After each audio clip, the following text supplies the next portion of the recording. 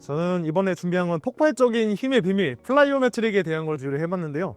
아무래도 신체 능력을 좀 극대화하기 위한 저는 좀 실전 가이드를 준비해 왔습니다. 먼저 플라이오메트릭의 가장 기본적인 기전은 일단 근육이 신장된 상태에서 얼마나 빠르게 수축을 하냐를 관련된 트레이닝인데요. 여기서 가장 중요한 부분은 신장 단축주기라고 하는 SSC가 가장 중요합니다. SSC란 신장 성수축이 일어났다가 다시 단축 수축으로 일어나는 그 전이 단계까지 얘네들을 어떻게 활용하는지는 뒤에서 도와드릴 거고, 플라이오메트릭 같은 경우에는 이제 단순하게 근육의 판성뿐만 아니라 건, 그리고 인대, 그 안에 있는 고유수용기 감각까지도 다 깨워주고 있기 때문에 얘네들이 실질적으로 신경건을 강화하는데 굉장히 많은 도움이 된다 라고 이미 논문에도 많이 나와 있고, 건 같은 경우에는 저희가 6주에서 8주 정도 운동을 하면서 최대 8%까지 더 강인도를 보였다고 합니다. 다음 신장 단축 주기의 원리는 아까 설명드렸듯이 신장성 수축에서 전이 단계 아모티제이션을 거쳐서 단축성 수축까지 이뤄지는데, 그 아모티제이션이라고 하는 그 전이 단계가, 즉 신장 수축에서 단축성을 넘어가는 그 속도가 얼마나 빨리 진행되냐에 따라서 이 효율은 극대화될 수 있고요. 아무래도 옆에 보이는 스프링처럼 강하게 눌렸다가 순간적으로 빵 쳐줘야 되는데, 눌려있는 시간이 길다 보면은 아무래도 스프링 용철도 눌려있다 보면은 변이가 일어나겠죠. 실질적으로는 열 에너지로 다 분산돼서 제대로 된 힘을 발생시킬 수 없고요. 그러면은 퍼포먼스적인 힘을 많이 발휘할 수가 없게 됩니다. 그래서 저희는 신장성 수축에서 늘어난 구간에서 단순성 수축까지 얼마나 빨리 보낼 수 있는지 그 전이 단계를 줄여주는 게 가장 중요한 포인트고요. SSC는 크게 Fast SSC랑 Slow SSC 두 개로 나눠지게 되는데요.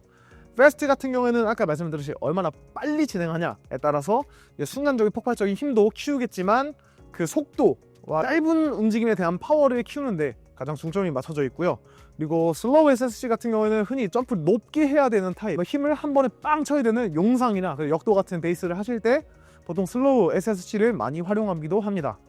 그래서 이 부분에 대해서는 뭐를 더 우선적으로 해야 되냐, 그거는 따로는 없고 둘 다 섞어서 해주시는 게 좋습니다. 그래서 빠르게도 가져가고 높게도 가져가고 두 가지를 같이 챙겨주는 게 더 좋고요. 누구에게 필요하냐, 일상생활을 하시는 모든 이에게 다 필요하다라고 저는 생각을 합니다.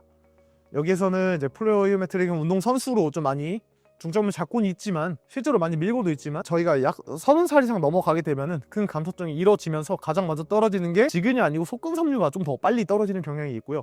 그러면은 파워는 점점 떨어질 거고, 앞으로 일상생활 중에서 이제 노인분들 같은 경우는 낙상 위험에 좀 많이 노출이 될 수 있기 때문에 이 부분에 대해서는 플라이오메트릭이 어느 정도 지도가 좀 되면은 좋다라고 생각을 하고 있고, 실제로 논문에도 많이 근거가 돼 있고요. 대신 주의해야 될 사항은 그냥 무작정 플라이오메트릭에 들어가는 게 아니라 충분한 검사를 진행해야 하고, 노인분들 같은 경우에는 어느 정도의 좀 더 주의사항을 좀 더 둬야 된다는 거, 그거 좀 인지하시면 좋고, 그렇기 때문에 아무래도 숙련자한테 좀 지도를 받는 게 좀 더 효율적이기 때문에 저는 일단 자격증들을 좀 많이 준비를 해놨습니다. 나름 교육도 좀 들어서 준비를 좀 많이 해놨고요. 다음은 이제 플라이오메트릭 핵심 효과만 가볍게 좀 설명드리고 넘어가겠습니다. 첫 번째, 움직임 능력 당연히 좋아지겠죠. 상승월기 운동이 좋아지고 건의 기능도 활성화될 거고, 뿐만 아니라 근신경계도 마찬가지로 활성화되면서 폭발적인 힘을 내는 데 도움이 될 거고, 그만큼 에너지는 덜 쓰지만 몸에 대한 효율은 높아진다. 그래서 움직임 능력 결국에 증진될 수밖에 없고, 그거와 마찬가지로 근신경계도 같이 활성화될 거기 때문에 짧은 힘으로도 큰 폭발적인 파워를 낼 수 있습니다. 마지막으로 조직 강화.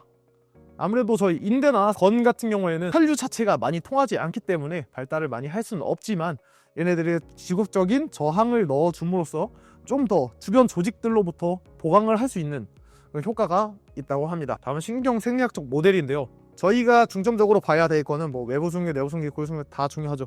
그 중에서도 저희는 이제 수용기의 고유 수용기 요즘 많이 봐야 되는데, 여기서는 이제 근방추랑 골지공기관이 같이 준비되어 있고, 그리고 추가적으로 피부 수용기도 같이 봐주셔야 됩니다. 특히 저희가 발바닥에는 저희 고유수용성 감각들을 많이 담당하고 있는 부분이 있기 때문에 발바닥에 대한, 발에 대한 트레이닝을 특히 많이 해주셔야 되는데, 그래서 아무래도 측정하는 것 중에 하나가 대표적으로 파워 트레이닝으로 저희가 점프 스쿼트 많이 검사하죠.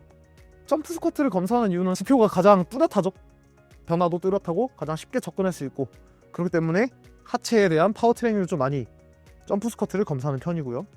저희는 고유수용기 아까 말씀드린 두 가지 메커니즘으로 근방수랑 골지공기관이 있고, 여기에 대해서는 이미 다 알고 계실 거기 때문에 자세한 내용을 좀 스킵하도록 하겠습니다. 아무래도 신장 반사 근방추는 제일 크고 그걸 위해서 이제 자극을 감지하고 신호를 전달하고 거기서 이제 반사 수축이 일어나는 것까지. 예를 들면은 누군가 이제 맥주에 잔을 따라줘요. 소주에 잔을 따라준다 하는데 저희가 무게가 무거워지면은 그게 흘러내리지 않고 점점 힘을 주면서 버티게 되죠.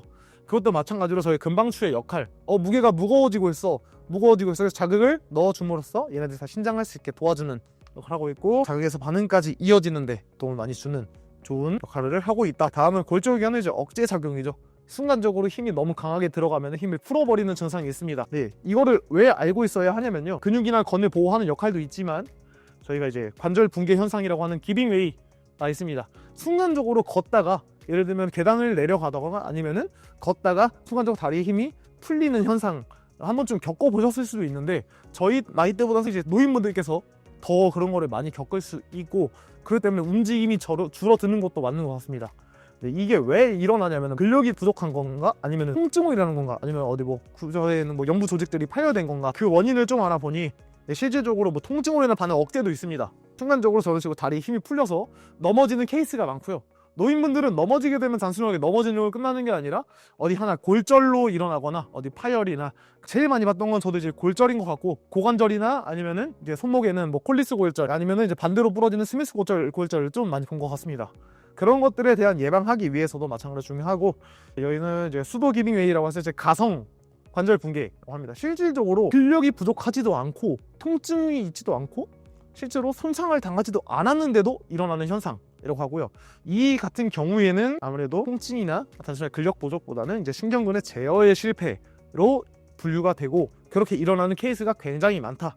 즉 앉았다 일어나는 과정에서도 무릎 펴는 힘만 많이 주고 고관절을 사용하거나 발목을 전혀 쓰지 못하는 분들께서 이런 현상이 많이 발생되기 때문에 이제 운동 선수들 뿐만 아니라 재활이나 아니면 노인분들도 많이 플라이오메트릭을 좀 하셔야 된다라고 볼 수 있겠습니다. 저는 실제로 저는 원래 덩크 못했습니다. 림 잡는 것도 못했고요. 저는 제가 직접 제 플라이오메트릭을 하면서 케이스를 만들어서 제 케이스를 집어 넣었어요. 정규림입니다. 다음은 이제 퍼포먼스는 왜 필요한지. 플라이오메트릭을 하는 데 있어서 가장 중요한 거는 최종적으로 아까 뭐 재활도 있겠지만 어쨌든 퍼포먼스 향상인데 왜 필요한가 보면은 일상적인 기능이 향상하고 뿐만 아니라 부상을 대한 예방도 가능하고, 노화 방지는 사실 뭐 저희가 막 피부가 좋아지고 이런 건 아니지만 저희가 매번 근 감소증이 일어나는 거를 조금이나마 더 늦출 수 있는 예방 차원에서 이제 노화 방지를 줬고요.